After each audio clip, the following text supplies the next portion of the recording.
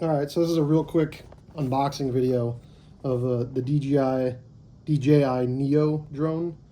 Yeah, it's got a bunch of numbers on it and stuff. It says it works with iMovie and Final Cut Pro on the bottom here of the box. It's hard to see in the light, but yeah. So here we go. Let's peel this off. It's kind of like an Apple product. I think they're going for that look. I'll try to be careful because I'm going to reuse this box when I travel.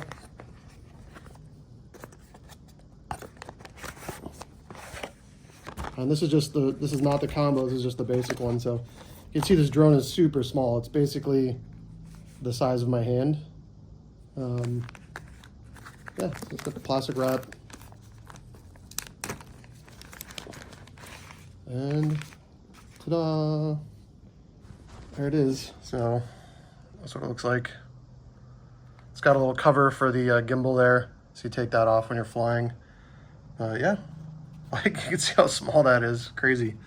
So I'll be replacing my Mavic Pro first gen with this for traveling, because the Mavic Pro first gen is just too heavy and too big. And to be honest, I don't really use it for getting shots, 700 feet in the air or whatever, because that's even illegal in the States unless you're doing commercial work. So you don't really need something like that. And this will fly on its own. It doesn't even require remote control. So it's got some buttons on the top here. You basically select which option you want it to do, and then start it. It flies out of your hand, does its thing, comes back, lands back in your hand. So, or it follows you around depending on what you set it to do. So, cool. I'm looking forward to using this. They showed me how to use this in the store, and I was pretty much so blown away that I was just like, okay. I thought about it for a couple of days, and I'm like, yeah, I'll buy it. It's lighter weight than my Mavic Pro 1 by far.